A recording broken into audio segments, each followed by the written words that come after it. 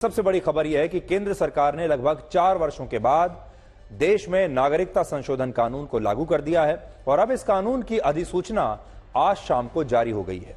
केंद्र सरकार का कहना है कि कोविड की वजह से इस कानून की अधिसूचना को जारी करने में देरी हुई, लेकिन अब सरकार ने आज से इस कानून को लागू कर दिया है और यह वही कानून है जिसे आप में से बहुत सारे लोग CAA के नाम से भी जानते हैं। इसे लेकर पहले बड़ा विवाद हुआ था।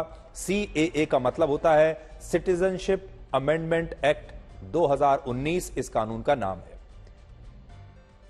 यह कानून 9 दिसंबर 2019 को लोकसभा से और फिर 11 दिसंबर 2019 को राज्यसभा में पास हुआ था और बाद में इस कानून पर तत्कालीन राष्ट्रपति ने भी अपने हस्ताक्षर कर दिए थे, लेकिन सरकार ने उस समय इस कानून की अधिसूचना जारी नहीं की थी और यह कानून बनने के बाद भी इस कानून को लागू सरकार नहीं कर पाई थी, क्योंकि इस कानून को लेकर पहले बहुत प्रोटेस्ट हुए और फिर बाद में कोविड की वजह से भी यह कानून लागू नहीं हो पाया।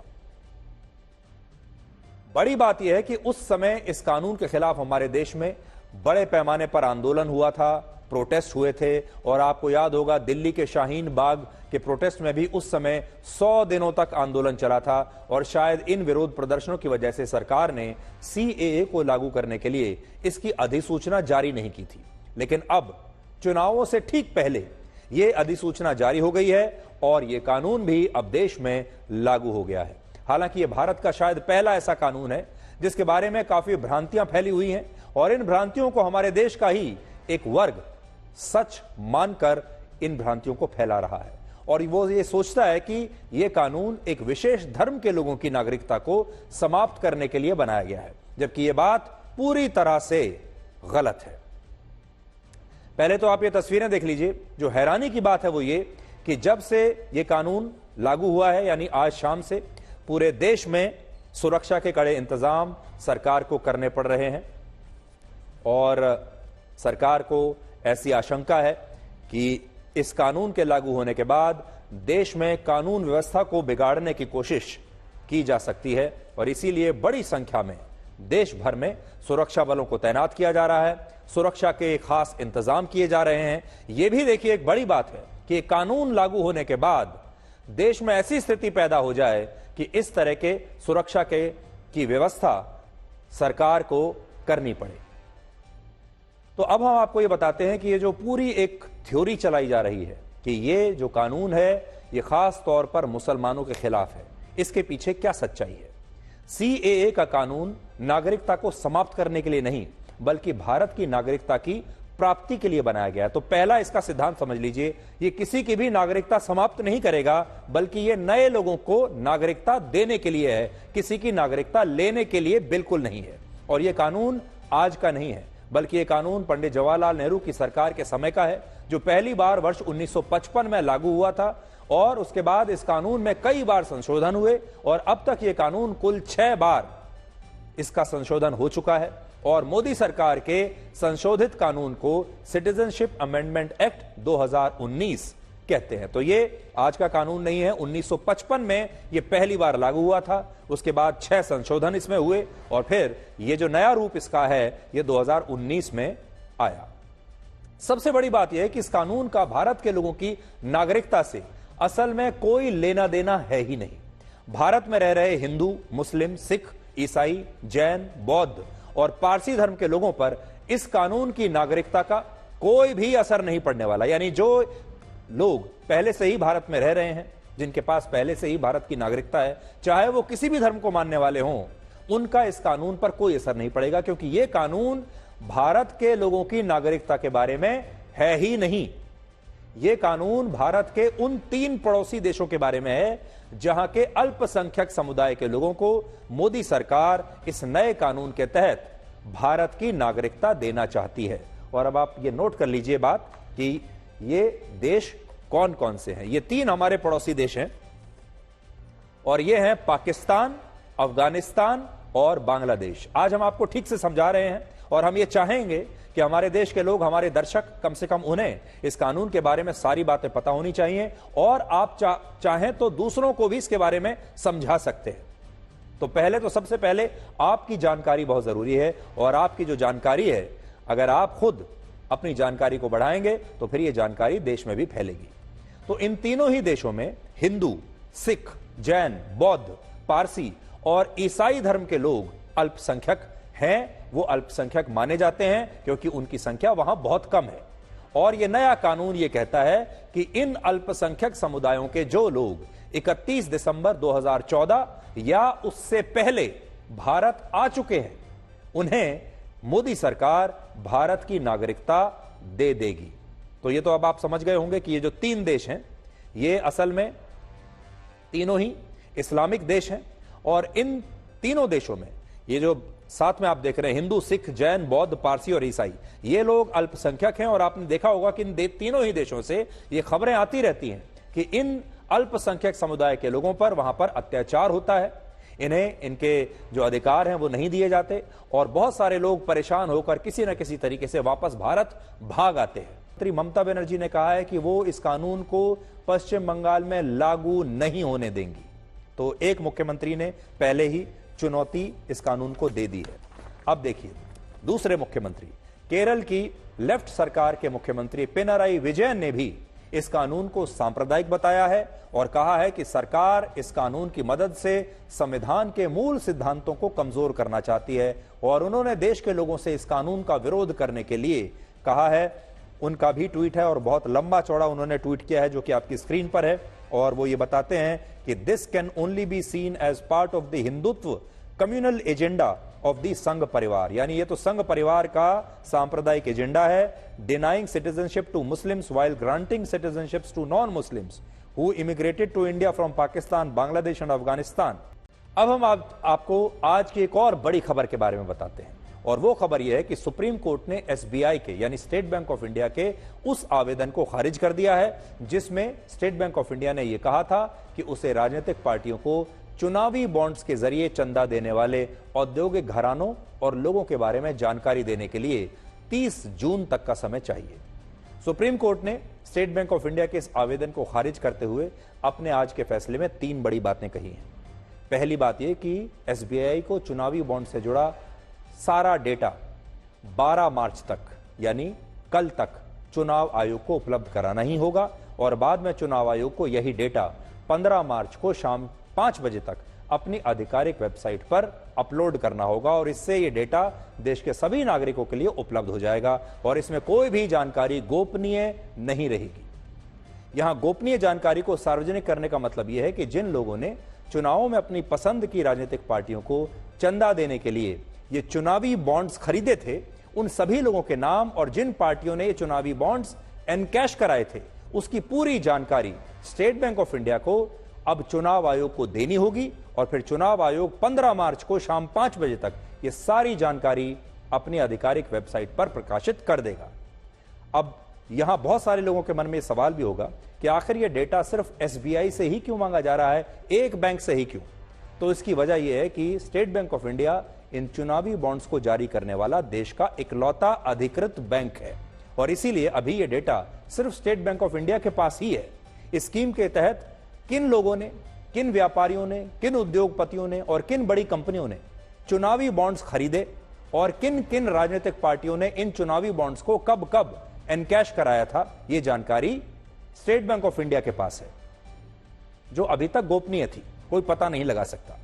सरल शब्दों में कहें तो सुप्रीम कोर्ट यह चाहता है कि देश के लोगों को यह बात पता चलनी चाहिए कि चुनावों में किन लोगों ने, किन व्यापारियों ने, किन बड़े बड़े उद्योगपतियों ने, किन बड़ी बड़ी कंपनियों ने राजनीतिक पार्टियों को चंदा देने के लिए ये इलेक्टोरल बॉन्ड्स खरीदे थे। पता तो चले, पालिका बिना किसी सरकारी दबाव के काम कर रही है, उससे यह बात पता चलती है। और हाल ही के दिनों के 2 बहुत अहम फैसले सुप्रीम कोर्ट ने सुनाए हैं, जिनसे यह पता चलता है कि हमारे देश में न्यायपालिका जो है वो आज भी उतनी ही स्वतंत्रता के साथ काम कर रही है जितना कि हमें उम्मीद है। और वो 2 फैसले थे, आपको याद होगा, चंडीगढ़ में मेयर का चुनाव जिसमें सुप्रीम कोर्ट ने बहुत ही कड़ा फैसला सुनाया था, और दूसरा फैसला है ये चुनावी बॉन्ड्स का फैसला, जिसमें सुप्रीम कोर्ट ने पहले दिन बहुत कड़ा फैसला सुनाया और आज भी सुप्रीम कोर्ट ने स्टेट बैंक ऑफ इंडिया को समय देने से इनकार कर दिया और कह दिया कि कल शाम तक पूरा डेटा हमें चाहिए। अब आपको क्या करना है? हमारे देश में और भी बहुत सारे ऐसे लोग होंगे जो जरूर ये जानना चाहेंगे कि आखिर किस कंपनी ने, किस उद्योगपति ने, किस व्यापारी ने, किस पार्टी को चंदा दिया है। तो अगर सुप्रीम कोर्ट ने आपके लिए रास्ता खोल दिया है कि आपको भी ये जानकारी मिल सके, अब आपको ये बताएंगे कि मशहूर पहलवान बजरंग पूनिया ओलंपिक खेलों के लिए हुए ट्रायल में हार गए हैं। और सबसे बड़ी बात यह है कि बजरंग पूनिया ओलंपिक खेलों के क्वालिफायर राउंड तक भी पहुंच नहीं पाए। ट्रायल मैच में 30 वर्ष के बजरंग पूनिया का मुकाबला 23 वर्ष के रोहित कुमार से था, जो आज तक ओलंपिक खेलों में भारत के लिए कभी नहीं खेले हैं। जबकि बजरंग पूनिया टोक्यो ओलंपिक्स में भारत के लिए ब्रॉन्ज मेडल जीत चुके हैं। लेकिन इसके बावजूद रोहित कुमार ने एक बहुत बड़े अंतर से और बहुत आसानी से 9-1 के बड़े अंतर से बजरंग पूनिया को इस ट्रायल मैच में हरा दिया। तो सोचिए 9-1 से बजरंग पूनिया हारे हैं। तो इससे आपको यह समझ में आएगा कि ये जो पूरी जो बाउट थी, ये फाइट जो थी, वन साइडेड थी, एक तरफा थी। बजरंग पूनिया मुकाबला ही नहीं कर पाए रोहित कुमार का। और इससे भी बड़ी बात यह है कि रोहित कुमार खुद ट्रायल मैचों के फाइनल में एक दूसरे पहलवान सुरजीत सिंह से हार गए, यानी वो आगे चलकर वो भी हार गए। इसका मतलब क्या है? इसका मतलब है कि बजरंग पूनिया को जिस खिलाड़ी ने ट्रायल में हराया, वो ट्रायल मैचों में खुद भी सर्वश्रेष्ठ खिलाड़ी नहीं था। और अब वो इस साल पेरिस में होने वाले ओलंपिक खेलों में हिस्सा नहीं ले पाएंगे। और यहां बड़ी बात यह है कि अगर बृजभूषण शरण सिंह ने भारतीय कुश्ती संघ का अध्यक्ष रहते हुए कोटा सिस्टम को खत्म नहीं किया होता, तो शायद बजरंग पूनिया आज भी ओलंपिक खेलों में भारत की तरफ से खेलने के लिए जा रहे होते। क्योंकि पहले हमारे यहां एक कोटा सिस्टम था, और अगर वो कोटा सिस्टम होता तो बजरंग पूनिया ही इस बार ओलंपिक में खेलते। लेकिन क्योंकि वो कोटा सिस्टम हट गया, जिसकी वजह से इन बड़े बड़े खिलाड़ियों को ट्रायल देना पड़ रहा है, इसलिए आज बजरंग पूनिया बाहर हो गए। बृजभूषण शरण सिंह ने यह नियम बनाया था कि अब किसी भी खिलाड़ी के लिए ओलंपिक खेलों का कोटा मान्य नहीं होगा, और अब ओलंपिक खेलों से पहले कोटा हासिल करने वाले बड़े बड़े खिलाड़ियों को भी ट्रायल तो देना ही पड़ेगा। और अगर ट्रायल में वो फेल होते हैं तो फिर उन्हें ओलंपिक खेलों में नहीं भेजा जाएगा, चाहे वो कितने भी बड़े खिलाड़ी हों, कितने भी बड़े सेलिब्रिटी हों, और चाहे उन्होंने पिछले ओलंपिक में या एशियन गेम्स में कितने भी बड़े बड़े मेडल जीते हों। लेकिन एक तथ्य यह भी है कि जब पिछले साल इन खिलाड़ियों के आंदोलन की वजह से भारतीय कुश्ती संघ का नेतृत्व एक एडहॉक कमेटी को सौंपा गया, तब इस कमेटी ने बिना ट्रायल दिए ही बजरंग पूनिया और विनेश फोगाट का एशियन गेम्स के लिए चयन कर दिया था। और उस समय बजरंग पूनिया एशियन गेम्स में खेलने के लिए गए बिना ट्रायल दिए, क्योंकि कोटा सिस्टम के तहत उन्हें फ्री एंट्री दे दी गई। और बजरंग पूनिया एशियन गेम्स में बिना मेडल जीते ही इस प्रतियोगिता से बाहर हो गए थे एशियन गेम्स में। और तब भी इस पर काफी विवाद हुआ था और लोगों ने कहा था कि नहीं, ट्रायल तो होना ही चाहिए। और जो जूनियर खिलाड़ी थे वो लगातार इस बात की मांग कर रहे थे कि ट्रायल होना चाहिए, क्योंकि जब तक ट्रायल नहीं होगा तब तक नए खिलाड़ियों को कभी मौका ही नहीं मिलेगा। और ये जो बड़े बड़े खिलाड़ी हैं, सेलिब्रेटेड और सेलिब्रिटी खिलाड़ी, हमेशा यही ओलंपिक खेलों में जाते रहेंगे। बड़ी बात यह है कि अगर बजरंग पूनिया एशियन गेम्स में ब्रॉन्ज मेडल जीत जाते इस बार भी, तो शायद उन्हें ओलंपिक खेलों में भाग लेने के लिए ट्रायल देना ही ना पड़ता। क्योंकि पुराने नियम कहते हैं कि अगर कोई खिलाड़ी एशियन गेम्स में मेडल जीत कर आता है तो उसे ओलंपिक खेलों के लिए कोटा मिल जाता है। और इस बार भी शायद ऐसा ही होता, लेकिन क्योंकि बजरंग पूनिया एशियन गेम्स में भी हार गए थे, इसलिए उन्हें ओलंपिक खेलों के लिए यह ट्रायल देना पड़ा। और अब वो ट्रायल में अपने हार की वजह से ओलंपिक खेलों में भी अब खेल नहीं पाएंगे। रोहित कुमार ने, जो कि उनके एक जूनियर पहलवान हैं, बजरंग पूनिया के जूनियर हैं, इस ट्रायल को जीतने के बाद रोहित कुमार ने क्या कहा वो सुनिए। बताते हैं कि पश्चिम बंगाल की मुख्यमंत्री ममता बनर्जी ने कांग्रेस के बड़े नेता अधीर रंजन चौधरी के खिलाफ मशहूर क्रिकेटर यूसुफ पठान को चुनावी मैदान में क्यों उतारा है और अधीर रंजन इससे परेशान क्यों हैं।